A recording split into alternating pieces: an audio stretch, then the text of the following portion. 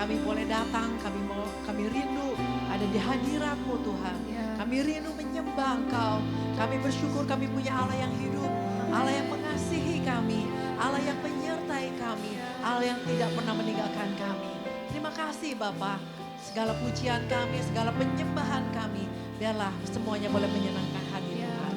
Dalam nama Yesus kami sudah berdoa. Amin. Haleluya.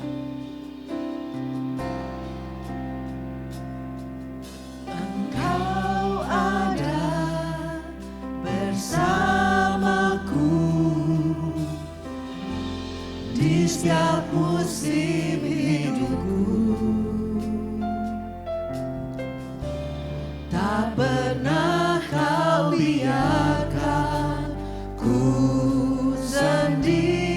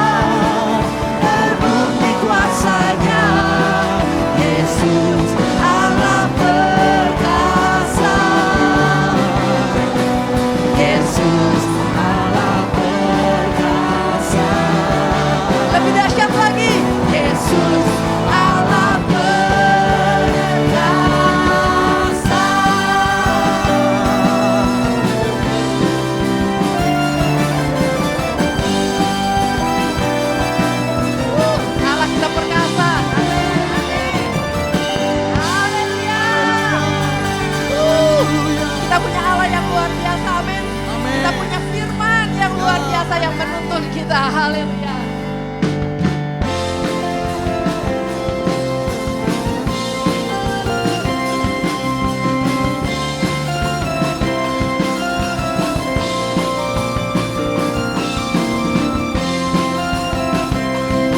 Masih semangat memuji Tuhan?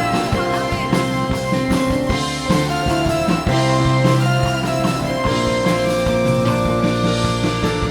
Firman-Mu Tuhan, berita bagi kakiku. Janji-Mu, terang bagi jalan-jalanku. Kebenaran-Mu menuntunku setiap hari. Ku menantikan-Mu, beri kekuatan baru. Ku kan terbang tinggi di awan bersama-Mu dalam kemuliaan. Sebab firman-Mu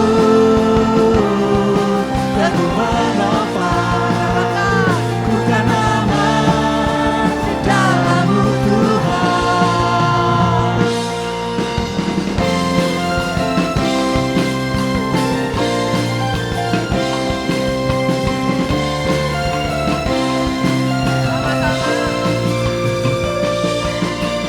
Firman-Mu Tuhan, berita bagi kakiku.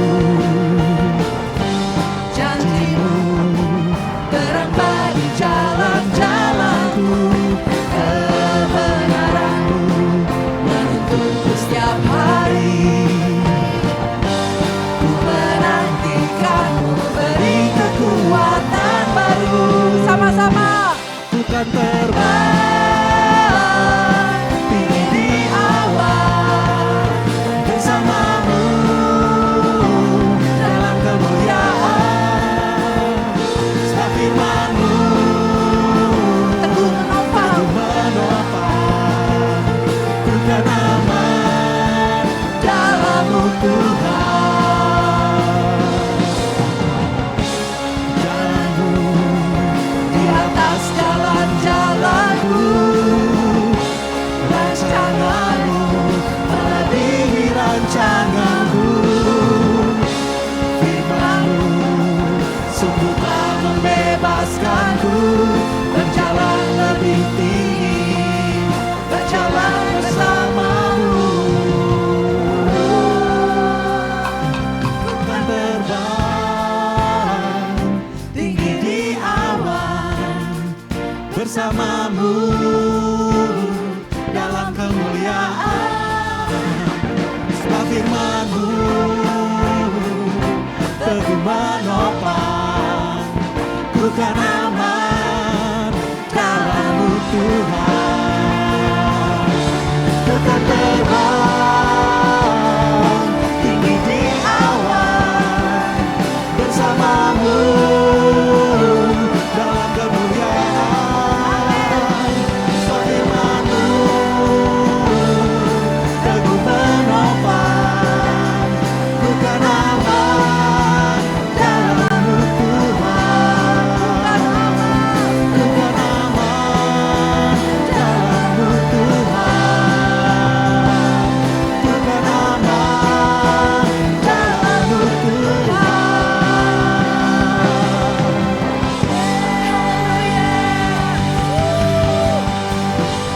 Silakan duduk. Haleluya. Kita punya Allah yang luar biasa, Allah perkasa. Dia Allah yang sampai hari ini dia tetap membentuk kita. Amin. Terima kasih Tuhan. Kami punya penjunan. Biarlah kami selalu menjadi tanah liat. Kami siap dibentuk ya Tuhan.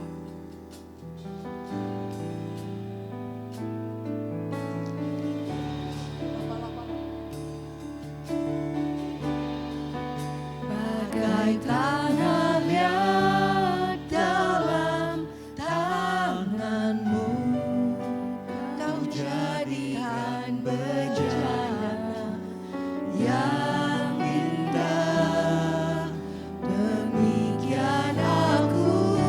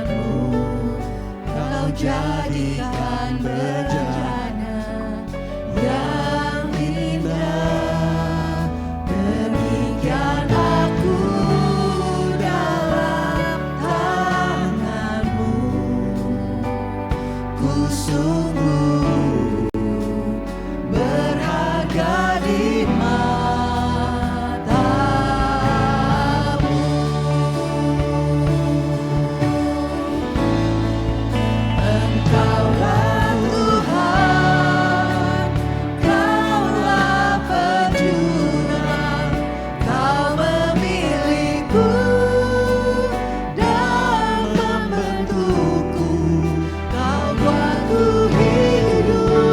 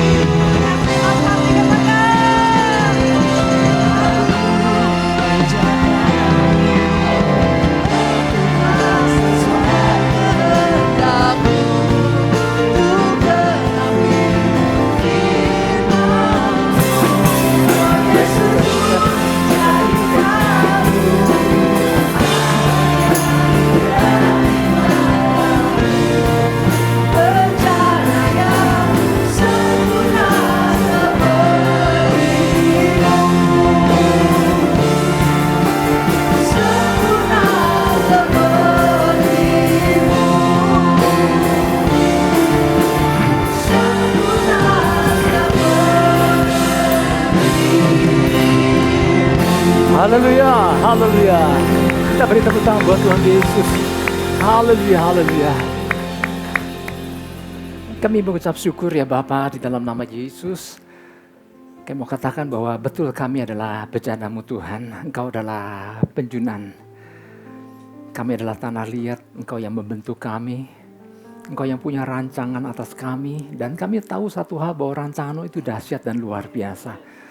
Itulah sebabnya kami biarlah melalui firman-Mu, melalui pesan-Mu pagi ini kami boleh memahami bahwa hari lepas hari Engkau sedang membentuk kami. Karena Engkau sesungguhnya mau kami menjadi sesuatu yang dahsyat di mata-Mu ya Tuhan. Oleh sebab itu pagi ini kami datang, kami siap untuk diajar, diingatkan, ditegur bahkan. Berbicara buat kami oleh sebab itu Tuhan. Sebab kami siap untuk mendengarkannya.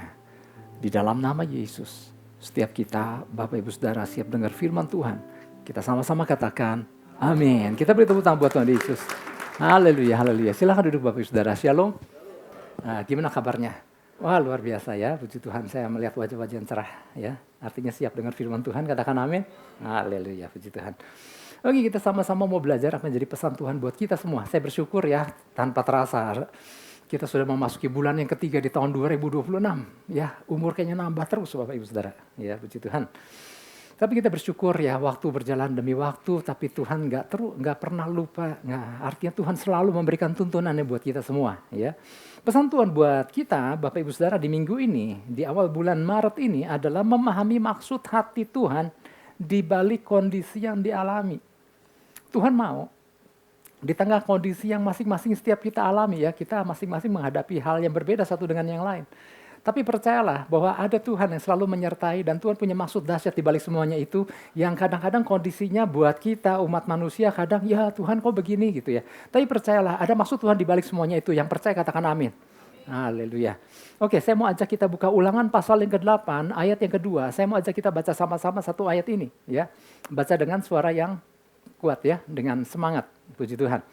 1, 2, 3. Ingatlah kepada seluruh perjalanan yang kau lakukan atas kehendak Tuhan Allahmu di padang gurun selama 40 tahun ini dengan maksud merendahkan hatimu dan mencobai engkau untuk mengetahui apa yang ada dalam hatimu, yakni apakah engkau berpegang pada perintahnya atau tidak. Katakan amin.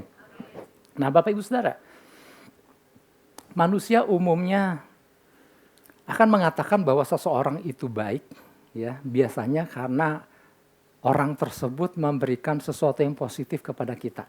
Ya, katakanlah manusia itu kita. Ya, umumnya kalau orang itu memberikan hal yang positif kepada kita, atau ia melakukan sesuatu kepada diri kita, ya, atau dia memberikan sesuatu, entah nasihat, entah motivasi, entah barang, ya, maka kita mengatakan bahwa orang itu baik sama kita. Pokoknya segala sesuatu yang menguntungkan kita, yang orang berikan kepada kita, umumnya kita mengatakan bahwa orang itu baik. Tetapi sebaliknya, kalau yang diberikan orang itu adalah sesuatu yang negatif, sesuatu yang membuat kita, kok hal itu kayaknya nggak selayaknya itu diberikan kepada aku gitu ya. Dan itu sesuatu yang buat kita itu buruk. Itu yang membuat kita, yang kita merasa bahwa itu sesuatu yang aduh kok melukai gitu misalnya ya. Maka kita biasanya mengatakan orang itu adalah orang yang kayak nggak ngikutin ya. Orang tidak baik atau kita mengatakan orang itu jahat ya. Nah pertanyaannya gini Bapak Ibu Saudara, apakah kita sebagai manusia hanya memiliki kemampuan untuk membedakan hati seseorang hanya dari dua hal aja? Kalau orang itu melakukannya baik kepada kita, kita bilang baik. Atau orang melakukan sesuatu yang gak baik, kita bilang orang itu jahat atau gak baik. Apakah kita cuma punya kemampuan untuk melihat hal-hal seperti itu baik dan tidak baik aja? Seharusnya Bapak Ibu Saudara, ya, sebagai anak-anak Tuhan, kita juga harus bisa melihat ada maksud apa di balik apa yang seseorang lakukan kepada kita. Meskipun mungkin terasa gak baik. Tapi kita tahu bahwa orang itu sedang melakukan yang baik buat kita. Nah kita sebagai anak Tuhan harus punya kemampuan seperti itu. Ya, misalnya gini, kalau ada anak-anak ya yang besok ada tugas nih, ada ulangan ya. Tadi pagi saya mendoakan seorang anak yang akan ujian besok. Misalnya kalau anak itu ada tugas, ada PR, ada ulangan atau ujian, Dan kemudian sama orang tuanya disuruh belajar, mempersiapkan diri. Tetapi si anak itu kemudian main games terus. Maka kemudian apa yang orang tuanya lakukan? Demi untuk kebaikan si anak. Maka orang tua itu menghampiri anak itu dan mengambil alat games itu. Dan menyuruh anak itu untuk belajar. Dengan tujuan supaya anak itu mempersiapkan diri supaya hasilnya baik. Namun apakah itu diresponi positif oleh si anak? Kadang belum tentu. Kadang anak itu bisa bilang begini, mama jahat, papa jahat. Orang lagi enak-enak main games kok diambil. Padahal sebetulnya kalau dia punya pemahaman yang benar, dia harusnya bisa melihat ada maksud baik di balik apa yang dilakukan si orang tua. Karena si orang tua ingin anaknya berhasil dalam studinya. Yang ngerti katakan amin. Nah kita harus punya kemampuan untuk bisa melihat itu. Tadi contohnya anak-anak. Sekarang contohnya mungkin gini Bapak Ibu Saudara. Ada seorang gembala yang ingin sekali anggota jemaatnya maju. Maka itu gembala itu akan memberikan berbagai pelajaran demi pelajaran kepada umat Tuhan. Agar umat Tuhan bertumbuh dan umat Tuhan jadi pintar. Dan gembala itu gembala yang cerewet, namanya Ishak.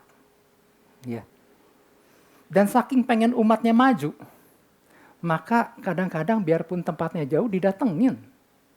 Kayak lagi menawarkan diri, sok saya datang saya ajarin gitu ya. Saking pengen umatnya maju. Kadang harus ke mes ya Bu ya. Dan di situ udah ngumpul banyak orang yang haus akan pengajaran. Ya daripada nunggu di Bandung satu persatu kan, mendingan saya datangin dan ngumpul semua. Dan kemudian jadi pada pinter, katakan amin. Nah, haleluya. Dan kadang-kadang saking semangatnya maka ngajarnya kadang-kadang suka galak. Padahal ada maksud baik nggak dibalik semuanya itu? Ada maksud baik sebalik semuanya itu. Kita seharusnya sebagai orang percaya harusnya bisa nangkep. Ada sesuatu yang balik, sesuatu yang baik dibalik semuanya itu. Kalau saya sebagai hamba Tuhan, saya melihat ada sesuatu yang salah dan kemudian saya koreksi demi untuk kebaikan orang itu. Kalau doa peperangan salah, maka saya akan memperbaiki supaya apa? Supaya iblis jangan senang, supaya kita menang. Maka ada doa peperangan yang harus diperbaiki. Untuk apa? Karena saya sayang. Katakan amin. Tapi seringkali suka disalahpahami enggak? Kadang suka disalahpahami. Ini gembala kayak judes banget gitu ya. Bikin orang tersinggung. Nah seharusnya kita harus bisa menangkap ada maksud yang indah di balik semuanya itu. Karena saya ingin semua umat Tuhan menjadi umat yang maju di dalam Tuhan. Katakan amin. Tadi pagi saya sempat bilang, saya sangat rindu untuk pasangan-pasangan yang mau menikah. Karena gini Bapak Ibu Saudara, di dalam pelayanan saya, penggembalaan, saya melihat begitu banyak ya masalah problema di dalam rumah tangga yang dialami banyak orang percaya. Dan saya oleh sebab itu saya rindu kalau ada pasangan muda yang mau menikah, maka saya rindu untuk kali ini supaya jangan terjadi ulangan-ulangan seperti yang dilakukan oleh orang-orang lain. Maka saya melandaskan pengajaran atas fondasi kebenaran firman Tuhan. Supaya Tuhan Yesus menjadi kepala atas rumah tangga, fondasinya kokoh, dan dipakai Tuhan menjadi alatnya. Kadang-kadang saya rindu, saya senang sekali untuk menanamkan itu kepada pasangan-pasangan yang mau nikah. Tapi kadang kan ini si gembala kan kayak galak gitu ya. Sehingga membuat orang kan kadang gak nyaman. Tapi sebetulnya kalau bisa melihat, kalau bisa menangkap, ada maksud baik di balik semuanya itu. Amin. Makanya tadi pagi saya sempat bilang ya, kebetulan banyak orang-orang tua di sini.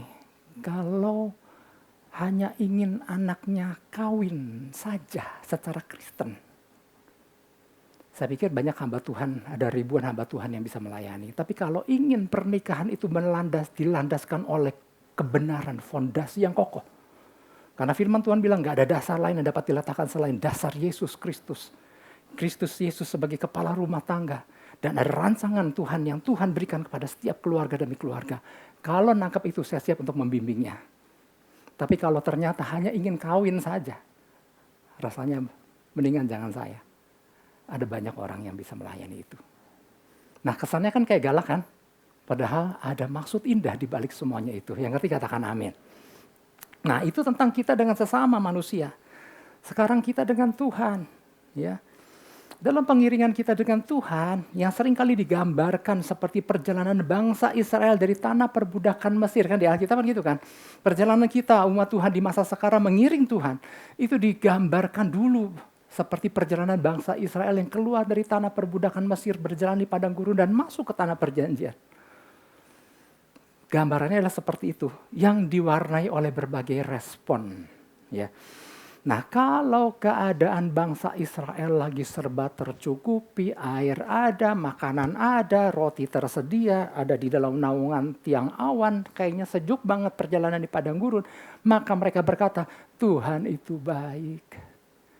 Tapi ketika nggak ada air, makanan nggak ada, makanan mana melulu, nggak ada daging, ya, kemudian di belakang ada musuh mengejar, di depan laut terbentang luas. Maka apa respon daripada orang Israel?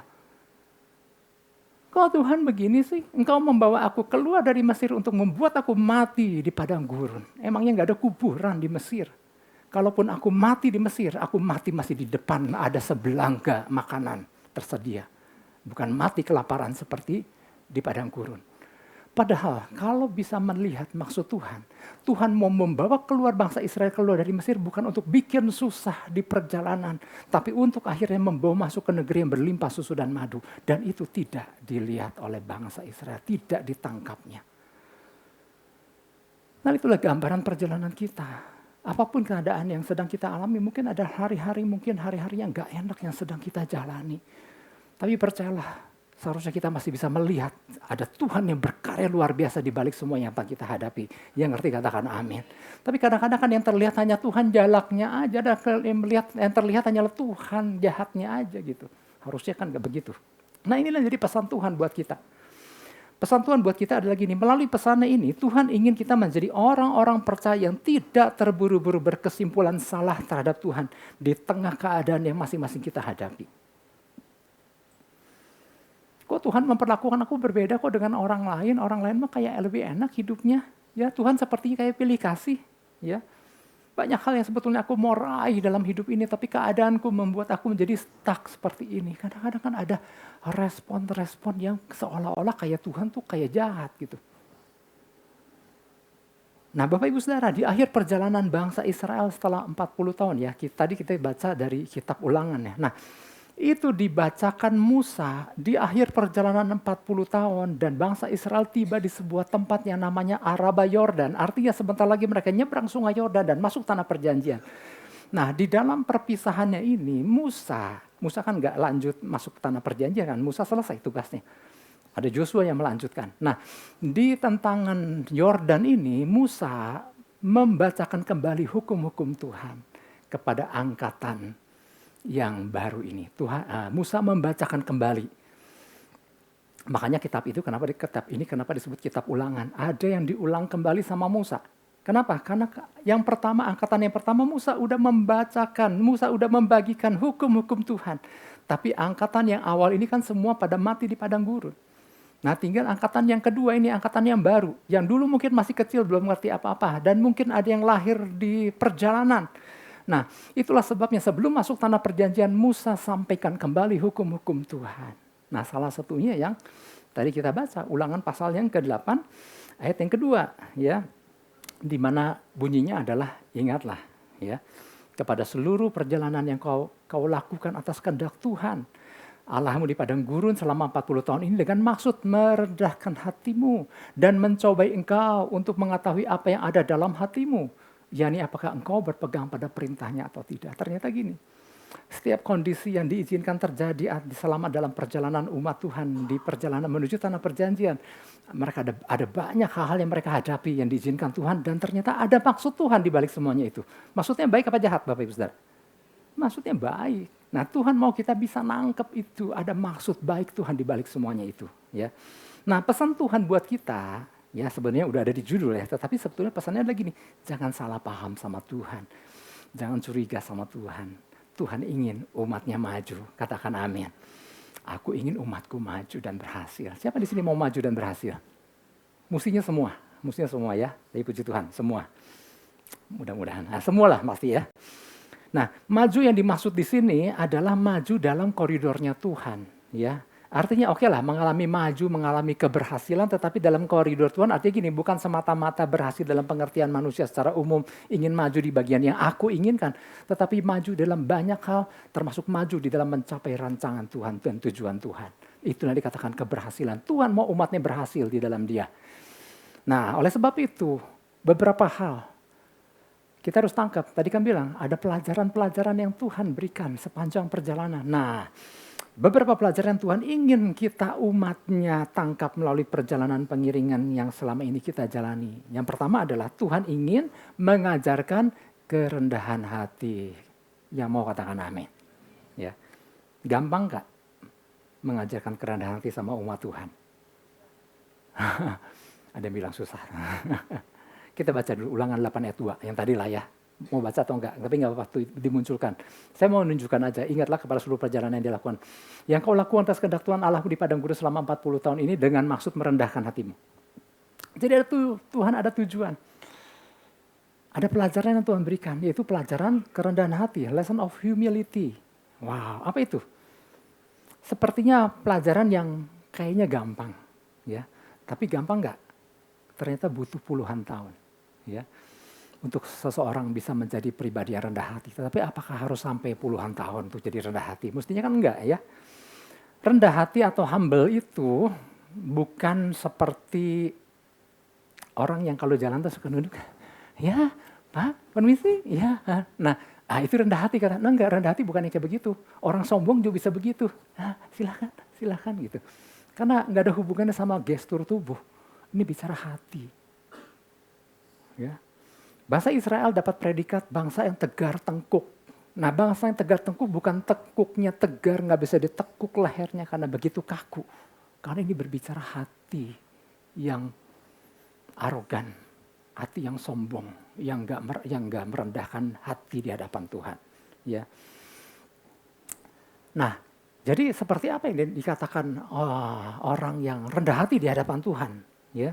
Jadi tujuan utama pelajaran rendah hati, kerendahan hati yang Tuhan ajarkan adalah sampai orang mengakui, sampai si umat Tuhan mengakui Tuhan engkau yang benar. Aku yang salah. Sekarang aku mau melakukan apa yang engkau perintahkan. Itulah kerendahan hati yang nangkep katakan amin. Bukan soal gestur tubuh dan ketawa-ketawa gitu. Enggak, orang sombong juga bisa begitu. Apakah mudah nggak ngajarin orang bisa sampai rendah hati dan berkata sama Tuhan, Tuhan engkau yang benar. Aku yang salah selama ini. Ternyata nggak mudah loh Bapak Ibu Saudara. Bangsa Israel aja butuh 40 tahun. Ya. Apalagi ketika yang menyampaikan pesan-pesan Tuhannya adalah Musa. Siapa aki-aki ini kan? Gitu kan. Bisa disalahpahami. Ya. Nah, pertama-tama kita harus tahu apa sih penyebab kesombongan. Apa penyebab kesombongan Bapak Ibu Saudara? Minimal ada 3 hal. Ini masih bagian pertama ya. Yang pertama adalah ketika orang merasa diri benar. Itulah kesombongan. Padahal Tuhan adalah sang sumber kebenaran. Yesus berkata, akulah jalan dan kebenaran dan hidup. Maka yang jadi pusat kebenaran, yang adalah sumber kebenaran, hanya Tuhan. Tapi kadang orang percaya merasa diri benar. Pokoknya mau Tuhan ngomong apa, aku mau punya prinsip, aku mau benar. Gitu ya. Nah susah nih. Kalau orang kayak begini susah untuk menjadi seorang yang rendah hati. Kenapa? Merasa diri benar. Ya. Makanya Bapak Ibu Saudara, ada yang disebut hidup dalam pertobatan. Hidup dalam pertobatan di dalam bahasa aslinya, pertobatan adalah metanoia, cara pandang yang baru. Atau berubah, berbalik arah. Ketika menyadari jalannya salah, berbalik arah, itulah metanoia, itulah pertobatan. Nah tetapi kalau Bapak Ibu Saudara yang pernah ikut pelajaran 2 kerajaan, di situ saya jelaskan, sampai seseorang bisa disebut hidup dalam pertobatan, yang pertama adalah ketika orang itu dengar firman Tuhan. Dan orang itu menyadari, waduh aku salah. Dan kemudian menyesal. Dan datang sama Tuhan minta ampun. Diampuni enggak? Ampuni. 1 Yohanes 1 ayat 9. Jika kita mengaku dosa kita maka dia setia dan adil. Dia mengampuni dan menyucikan kita dari segala kejahatan. Tapi itu baru langkah pertama. Dengar firman, ngerti, paham, menyesal, minta ampun. Tapi itu baru langkah pertama, belum disebut hidup dalam pertobatan. Tapi ada langkah keduanya. Jangan pernah melakukan lagi. Harus berbalik arah. Kalau di tanda lalu lintas adalah U yang terbalik yang warna biru. Jadi waktu kita sadar kita salah, berbalik arah lah. Itu dikatakan metanoia, berbalik arah. Tapi itu baru langkah kedua. Apakah sudah disebut hidup dalam pertobatan? Belum. Ada langkah ketiga. Mulai hidup berdasarkan kebenaran firman Tuhan. Langkah 1, 2, dan 3. Maka orang itu dikatakan hidup dalam pertobatan. Orang itu maka nggak merasa diri paling benar lagi. Karena dia tahu Yesus adalah paling benar. Katakan amin. Nah, itulah penyebab kesombongan, merasa diri benar. Repot loh kalau ngadapin orang merasa diri benar. Nggak mau kalah.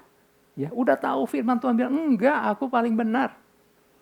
Yang kedua, merasa diri bisa. Mana yang lebih sering kita lihat? Akhirnya orang itu berkata, aku perlu Tuhan. Di awal atau di bagian akhir setelah orang itu menyadari bahwa apa yang dia lakukan salah. Biasanya di akhir. Ya, setelah terpuruk. Baru kemudian berkata, aduh, aku kayaknya perlu Tuhan. Tapi artinya gini, kenapa nggak dari awal melibatkan Tuhan? Karena merasa diri bisa, ya. Karena merasa diri bisa melakukannya tanpa perlu perkataan Tuhan. Dan ada pula orang yang udah sampai terpuruk, enggak, aku bisa sendiri. Nah, itu susah lah kalau gitu, ya. Yang kedua adalah merasa diri bisa. Yang ketiga, merasa sudah terbiasa. Bapak Ibu Saudara, mengubah kebiasaan lama yang sudah kadung dilakukan berpuluh tahun selama perjalanan hidup kita, kemudian waktu kita tahu ada sesuatu yang benar, terus dirubah, gampang nggak? Nggak gampang, perlu bayar harga, perlu keputusan yang besar. Ya, tadi pagi saya sempat bilang, Bapak Ibu Saudara punya kebiasaan gosok gigi, kemana tuh arahnya? Sikat kiri kanan, serak, sampai kemudian ledes itu gusi. Kemudian giginya mulai kekikis si emailnya. Atau atas bawah dengan tenaga sampai keangkat itu gusi yang atas keangkat yang bawah turun. Sampai kemudian udah sakit gigi, baru datang sama dokter. Dokter kemudian ngajarin cara sikat gigi yang baik adalah kayak nyisir yang dari atas ke bawah kalau gigi bagian atas. Yang bawah ditarik kayak nyisir juga dari bawah ke atas. Gampang nggak sih ngerubah gitu? Pak, tapi enak Pak, serat kiri kanan, tetap melakukan gitu. Kenapa? Sudah terbiasa melakukannya. Apakah bisa berubah? Harusnya bisa. Kalau tahu itu benar. Sesuatu yang baru itu. Nah ini kan nggak mudah Bapak Ibu Saudara. Perlu perendahan hati. Tuhan, aku tahu Engkau benar. Aku mau lakukan. Ya harusnya kan gitu. Itulah sebabnya Bapak Ibu Saudara, saking Tuhan sayang sama umatnya. Maka Tuhan membawa umatnya masuk ke dalam pelajaran tadi, perendahan hati. Nah kata rendah hati ini Bapak Ibu Saudara, yang digunakan di sini ya, kata rendah hati. Menggunakan kata anah. Kata anah ini artinya ditundukkan, ditindih, dihimpit. Ya dong, kan orang tegar nih, orang tegar tengkuk nih, orang sombong nih. Kayaknya perlu digepengin kan. Makanya kata anah tuh perlu ditekan, perlu dihimpit, perlu ditundukkan. Arti kata anah. Ya. Ternyata kata anah ini merujuk kepada bagaimana menundukkan seekor kuda liar. Bapak Ibu Saudara pernah lihat kuda liar? Kayaknya di Bandung sih jarang ya lihat kuda liar ya, kebanyakan kuda yang buat naikin anak-anak di Lembang atau di Cisangkui. Tapi kalau melihat kuda liar kan harusnya kalau ke Sumba tuh terkenal sama kuda ya. Di situ tuh banyak yang kuda yang berlari sendirian ya, nggak ada yang punya karena kuda liar. Kemudian kalau film-film koboi dulu ya, itu adalah kuda-kuda di mana para Indian atau para koboi-koboi untuk menangkap kuda-kuda liar untuk menjadi kuda tunggangan. Nah itu mudah nggak Bapak Ibu Saudara? Menjadikan kuda liar sebagai kuda tunggangan. Nggak mudah. Ya. Nah perlu tindakan yang harus dilakukan. Ada tekniknya untuk membuat kuda yang liar itu menjadi kuda yang jinak. Makanya yang pertama dilakukan adalah, tekniknya adalah gini. Kuda itu dibuat lelah lebih dulu. Makanya kalau ada orang yang mau menjinakkan kuda liar, dia juga pakai kuda nih, tapi kudanya udah terlatih. Dia kejar, kadang-kadang pakai tari lasso kan. Sebetulnya dengan satu lemparan tari lasso pun kuda bisa terjerat lehernya kata, tapi sengaja dikejar, lari ke sana, lari ke sini supaya apa tujuannya? Capek. mulai kecepatannya, kuda juga bisa capek. Sampai akhirnya kuda itu lelah. Nah baru di situ. Kemudian dia kadang-kadang ada yang menutup kepala kudanya supaya apa? Kudanya merasa gelagapan. Kemudian kuda itu dikasih pelana. Belum sampai pelana. Lalu kuda itu dikasih tali kekang. Kemudian di dalam mulutnya dikasih besi untuk dia gigit. Jadi ada tekniknya di dalam menundukkan kuda yang liar itu. Yang pertama dibuat lelah.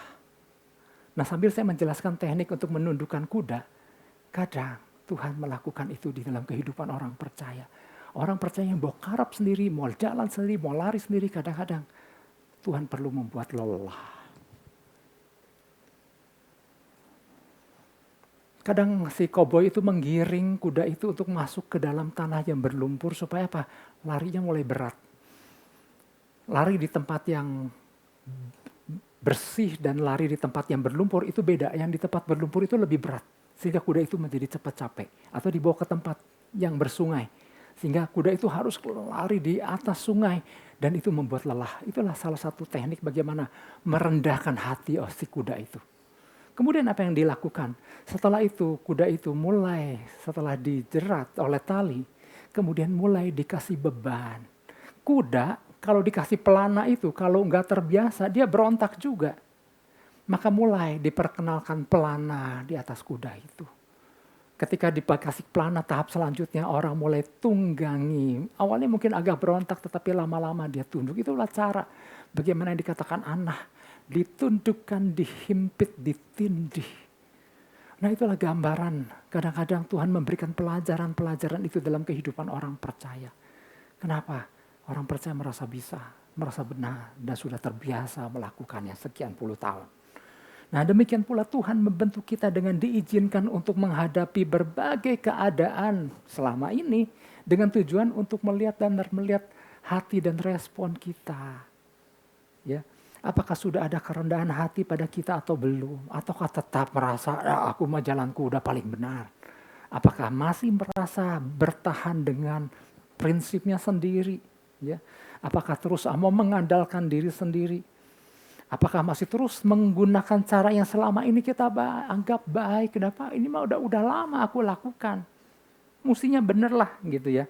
Atau mau datang sama Tuhan dan berkata, Tuhan, caramu benar dan caramu paling benar. Aku mau ikut caramu. Yang ngerti katakan amin. Ya. Kadang Tuhan melalui Musa atau melalui siapapun memberitahukan cara yang Tuhan inginkan agar kita menjadi mahir. Namun kadang orang percaya memilih untuk tetap menggunakan caranya sendiri. Padahal kalau kita tahu ya, Tuhan pengen kita jadi pintar, katakan amin. Tuhan mau kita menjadi maju. Tuhan mau kita menjadi berhasil.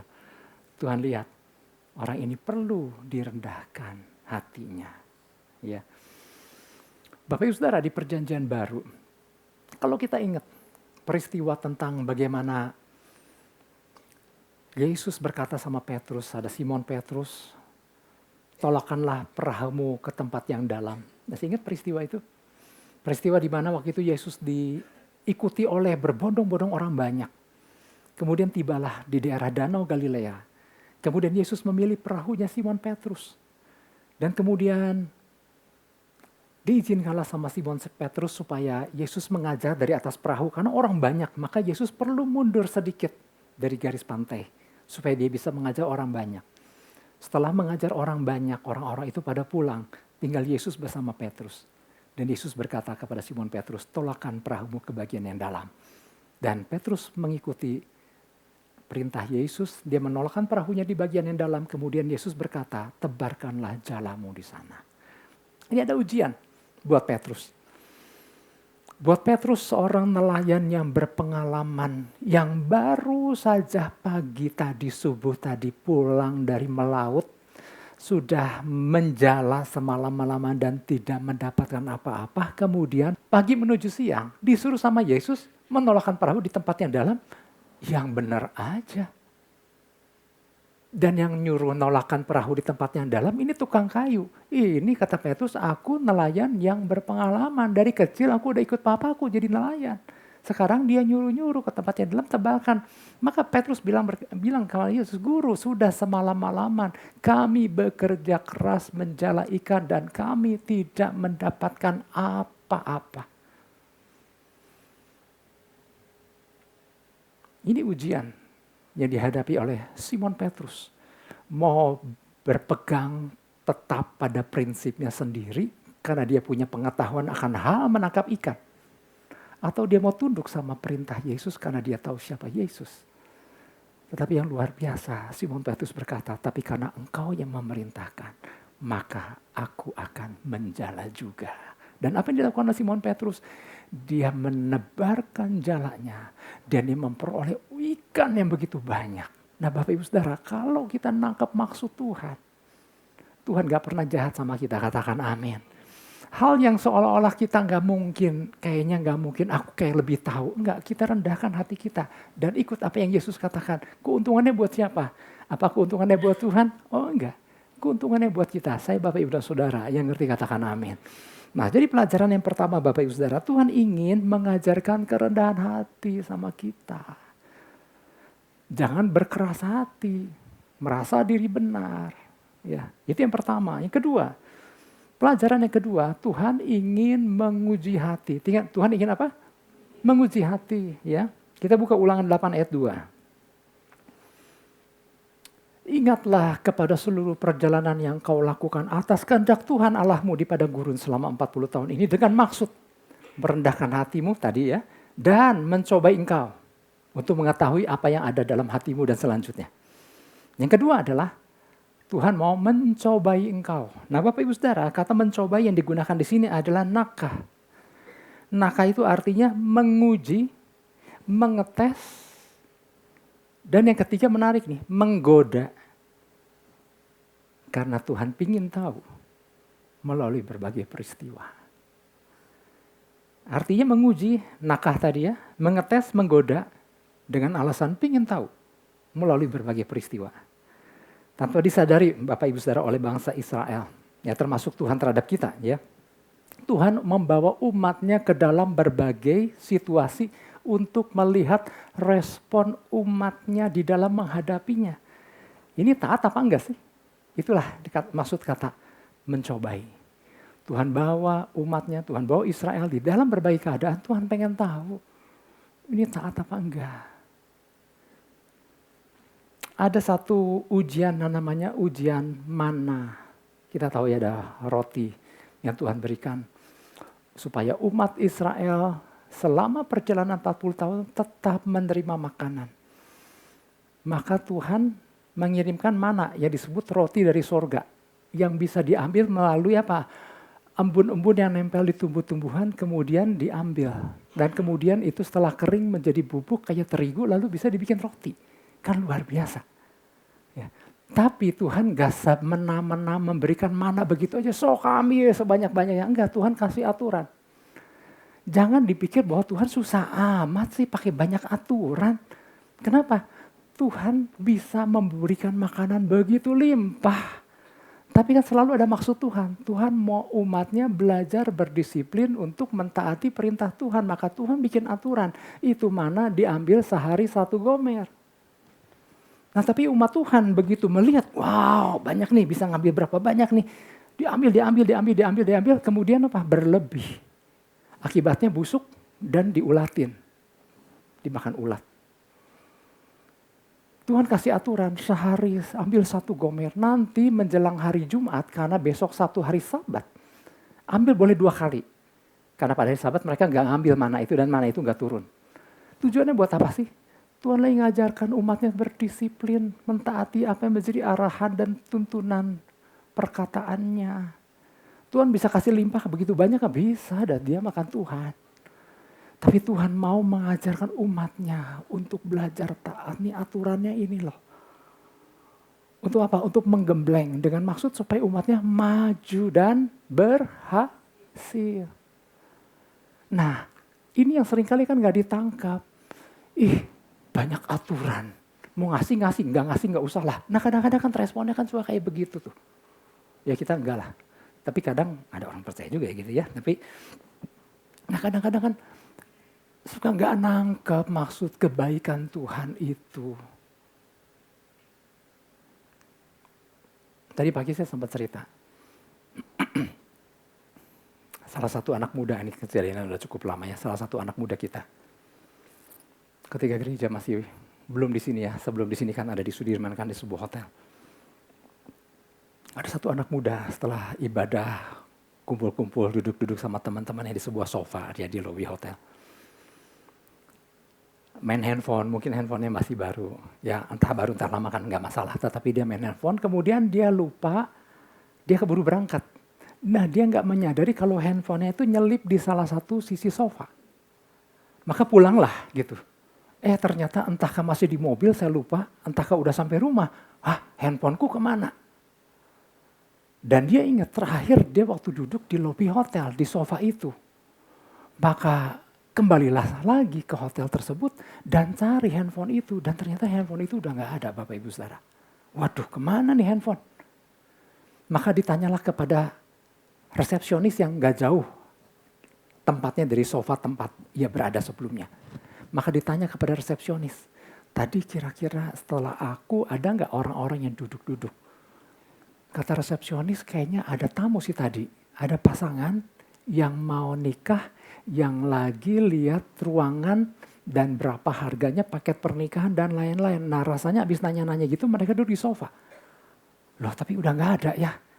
Mau cari udah gak ada kan, orangnya udah pergi. Maka dibukalah CCTV Bapak Ibu Saudara.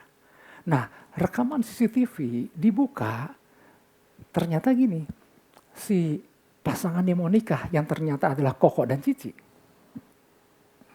Kok perlu yang mesti ngomong Koko dan Cici ya? Koko dan Cici itu ternyata dia duduk setelah itu.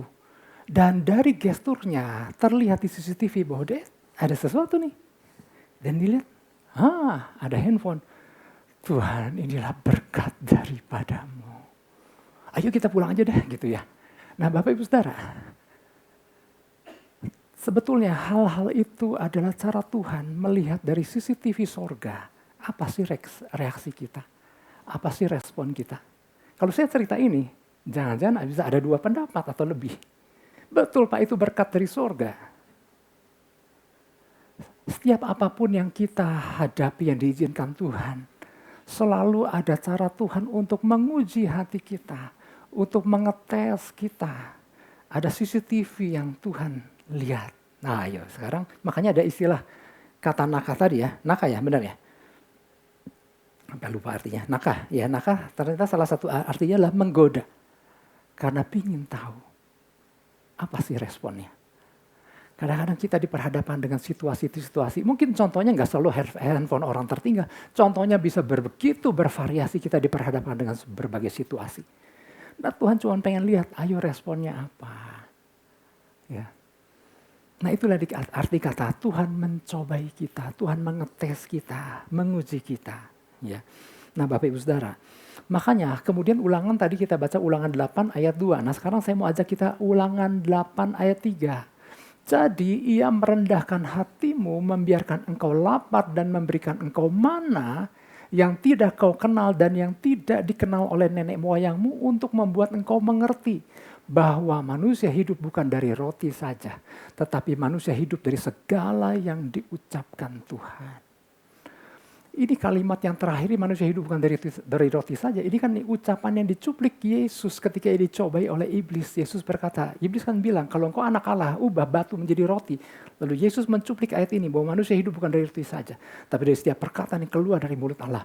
Tapi manusia hidup dari segala yang diucapkan Tuhan. Asalnya dari sini Bapak Ibu Saudara. Nah, ternyata kita udah tahu asal usulnya adalah tadi. Tuhan ingin menguji hati kita. Taat apa enggak? Nah jadi manusia hidup bukan dari roti saja, ternyata ada dua makna Bapak Ibu Saudara. Manusia hidup bukan dari roti saja artinya gini, manusia hidup bukan dari makanan jasmani aja, tapi ingat ada makanan rohani yaitu firman Tuhan yang menjadi makanan kita, yang ngerti katakan amin. Tapi ternyata ada maksud yang kedua, makna yang kedua adalah manusia hidup bukan tentang makanan aja, tapi tentang ketaatan pada perkataan Tuhan. Yang setuju katakan amin. Wow, Tuhan mau lihat. Kalau saya sampaikan ini artinya gini, setiap kita, saya Bapak Ibu dan Saudara, Kadang tanpa disadari, kita suka diperhadapkan dengan satu situasi. Tuhan mau lihat, mau nguji gimana reaksi kita, respon kita. Responnya benar nggak nih? Responnya salah nggak nih? Taat apa enggak gitu. Nah Bapak Ibu Saudara, sebagai penutup di perjanjian baru. Kan kita pasti pernah baca tentang perumpamaan talenta. Ada tuan yang sebelum pergi keluar kota, dia membagikan talenta kepada 3 hambanya. Ada yang dikasih 2 talenta, ada yang dikasih 1 talenta, 5 talenta, 2 talenta, dan 1 talenta. Ya. Nah, sekarang kita jadi mengerti setelah kita mendengar ini. Maka mengertilah kita bahwa talenta yang Tuhan berikan, yang sering Tuhan berikan kepada hamba-hambanya, bukan semata-mata tentang Tuhan memberikan seseorang talenta berdasarkan kesanggupan semata-mata. Tapi Tuhan juga ingin menguji bagaimana umat yang diberikan talenta itu, bagaimana dia mengembangkan dan menggunakannya atau enggak. Tuhan pengen tahu nih, kamu kan kata Tuhan sudah diberikan talenta, 5 talenta lagi, atau ada yang 2, ada yang 1, Tuhan pengen lihat, ayo. Bukan semata-mata tentang kesanggupan, betul ada pelajaran tentang kesanggupan, tetapi Tuhan juga mau lihat dari CCTV-nya Tuhan, bagaimana tanggung jawabmu, responmu, dengan segala talenta yang Tuhan telah berikan. Apakah dipakai untuk kemuliaan Tuhan? Atau dikembangkan atau enggak? Oleh sebab itu mari Bapak Ibu Saudara, jemaat yang dikasih Tuhan. Melalui pesanan ini Tuhan mau kita umatnya enggak sekedar bisa menilai Tuhan dari Tuhan baik atau Tuhan enggak baik. Tapi Tuhan mau melalui apa yang kita alami, apapun kondisi yang sedang kita hadapi. Tuhan mau kita bisa melihat bahwa ada Tuhan sedang bekerja, sedang mengajar kita. Lewat situasi yang kita hadapi dengan tujuan Tuhan lagi melakukan kebaikan buat kita supaya kita maju. Bukan untuk disalahpahami, kok jadi begitu, kok orang-orang begitu. Nah, oleh sebab itu mari Bapak Ibu Saudara, di sini kita bisa melihat bahwa seorang Bapa di surga, pribadi Bapa di surga yang sangat ingin umatnya bertumbuh, maju, berkembang, dan berhasil. Oleh sebab itu dia nggak segan-segan untuk mengajarkan umatnya berbagai pelajaran supaya umatnya menang dan berhasil. Ya mau katakan amin. Kita beri tepuk tangan buat Tuhan Yesus. Saya undang kita bangkit berdiri sebentar kita masuk dalam perjamuan kudus. Bapa di dalam nama Yesus kami mengucap syukur. Terima kasih untuk firman-Mu, untuk pesan yang Tuhan berikan buat kami Tuhan. Di mana kami mau belajar betapa Engkau sangat mengasihi kami. Engkau sangat sayang buat kami. Engkau sesungguhnya Engkau adalah penjunan dan kami adalah tanah liat. Sang penjunan yang dahsyat, Sang pencipta langit dan bumi, Allah sumber kebenaran, sedang membentuk kami. Tanah liat itu untuk dijadikan bejana yang indah. Ketika tanah liat itu sedang dibentuk, mungkin tanah liat merasa sakit, gak enak. Tetapi seandainya dia bisa menangkap maksud dari sang penjunan, tentunya dia akan mengerti bahwa dia sedang dibentuk menjadi bejana yang indah. Tuhan, kami tahu Engkau sedang membentuk kami satu persatu. Engkau sedang menyiapkan kami menjadi pribadi yang dahsyat. Biarlah kami tidak menjadi salah paham dengan Engkau. Kami menangkap maksud Tuhan. Mungkin tidak terlihat oleh mata jasmani kami, tapi kami melihat dengan mata iman kami bahwa Engkau sedang melakukan perkara dahsyat atas hidup kami masing-masing. Terima kasih Tuhan. Firman-Mu tidak kembali kepadamu sia-sia, melainkan melaksanakan apa yang Kau kehendaki dan berhasil dalam apa yang Kau suruhkan. Terima kasih Bapa, di dalam nama Yesus, setiap kita sama-sama katakan, amin.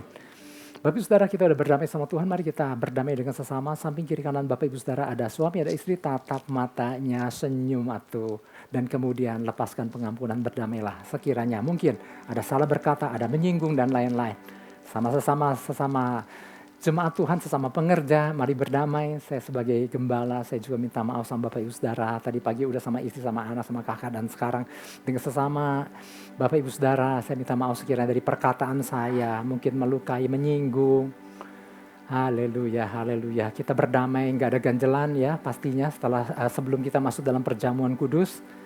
Nggak ada marah, redakan, damai ya, sukacita Tuhan. Haleluya, haleluya. Puji Tuhan.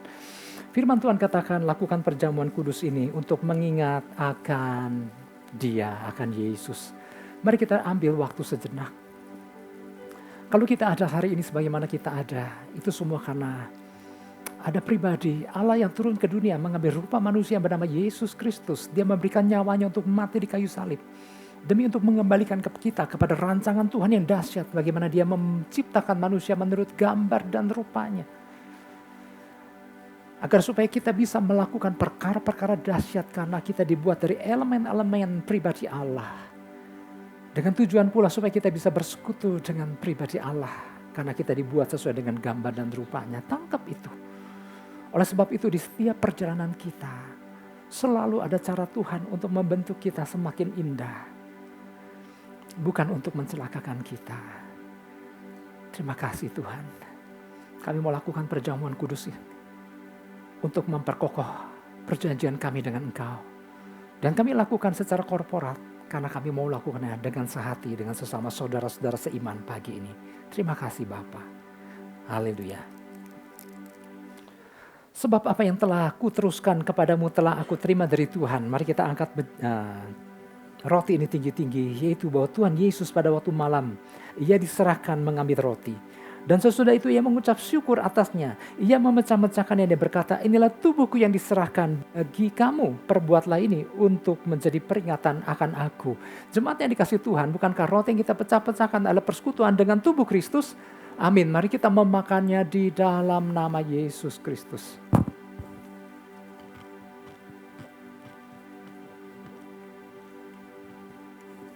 Haleluya, haleluya.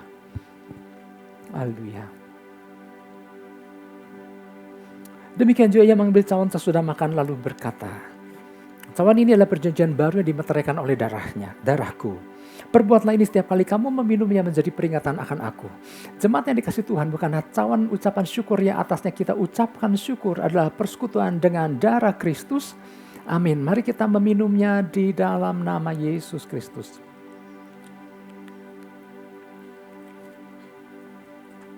Haleluya, haleluya. Waktu yang tersisa ini, mari kita gunakan sebaik-baiknya dengan terus lebih lagi masuk hadirat Tuhan, sembah Dia, ucapkan syukur kita. Terima kasih Tuhan, terima kasih untuk pesan yang Tuhan berikan buat kami.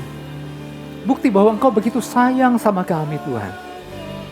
Di setiap perjalanan hidup kami, di setiap situasi yang kami hadapi, selalu ada maksud baik Tuhan. Yang Tuhan mau kami supaya menjadi orang-orang umat Tuhan yang maju dan berhasil. Selalu Tuhan hadir di setiap keadaan untuk menguatkan kami, mengajarkan kami segala sesuatu.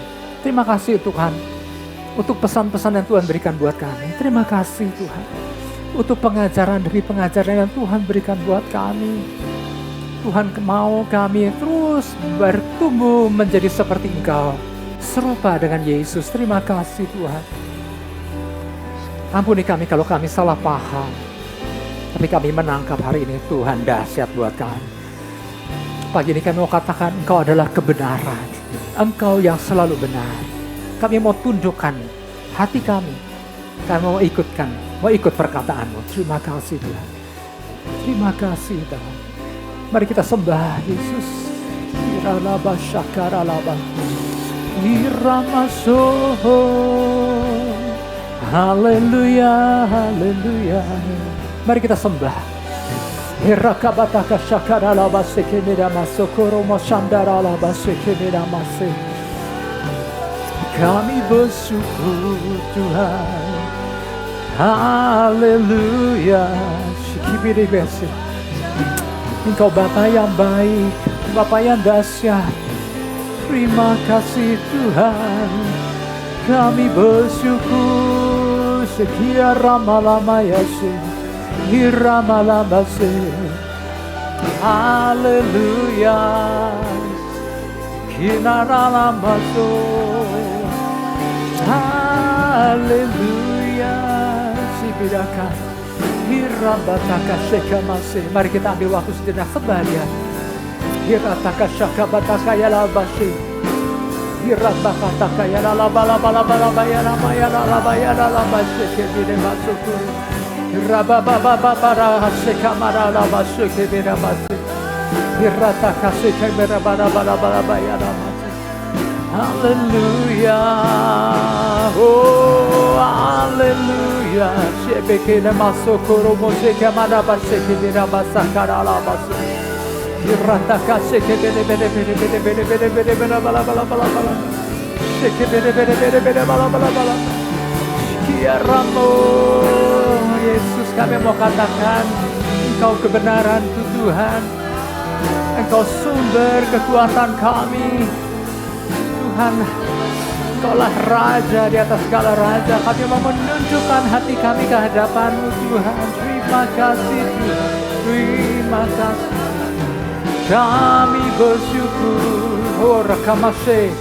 Kira la bala bala bala bala sheke bela basukuru. Haleluya. Shebeke de masukuru moseka masekara la bala bala bala bala. Irata kasheka masekara la basu. Haleluya. Oh. Haleluya. Haleluya. Hor kemase. Mari kita terima pengurapan Tuhan, kekuatan yang baru. Aliran-aliran sejuk dari surga Dia curahkan atas kita. Siapkan bejana hati kita. Sebesar yang kita siapkan, sebanyak itu pula pengurapan itu dicurahkan atas kita. Haleluya. Mari terima kekuatan yang baru. Urakama hasema hasekana hasekana labaseka imma sakahaya haseko mosui imma hatakaya takada boso boro bere baba sheka matakaya la bala bala bala bala bala bala bala bala ipitikera la baso koro moseka masekala la mase. Mari lepaskan hati kita, biarlah Roh Kudus jamah dan penuhi kita lebih dan lebih lagi. Haleluya, haleluya. Oh ramasheme kanda kaina sekamo sokoro boseke bebe bere bere bala bala bala bala bala bala. Shebede bere bere bala bala bala bala bala bala bala bala bala. Euroko soko mada mada bala bala bala bala sandara kaseke mase. Haleluya, haleluya korso. Mersekana masekamo sokoro boro boro boro boro boro bala bala bala bala bala. Irrata kashaka mahaseke bere bere bere bere bere bere bere bere bere bala bala bala bala bala bala bala bala bala. Haleluya.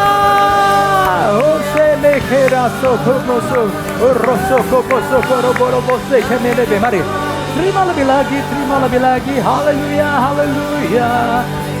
Oh rokoso romashaka mase imasakara labara. Biarkan Tuhan menguatkan, menyegarkan, membarui kita. Haleluya, haleluya.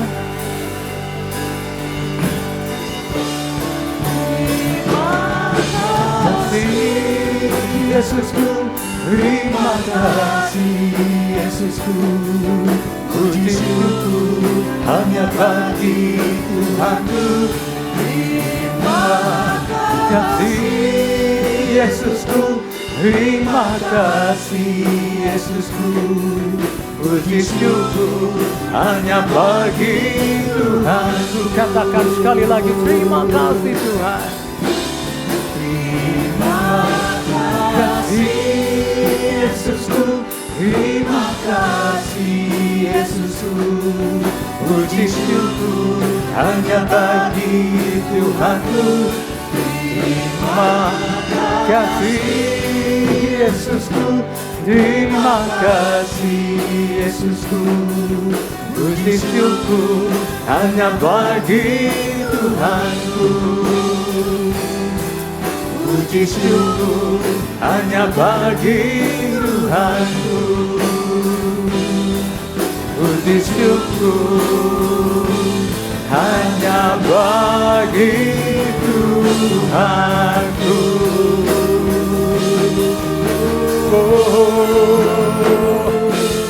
Haleluya, haleluya, haleluya. Terima kasih Tuhan, terima kasih.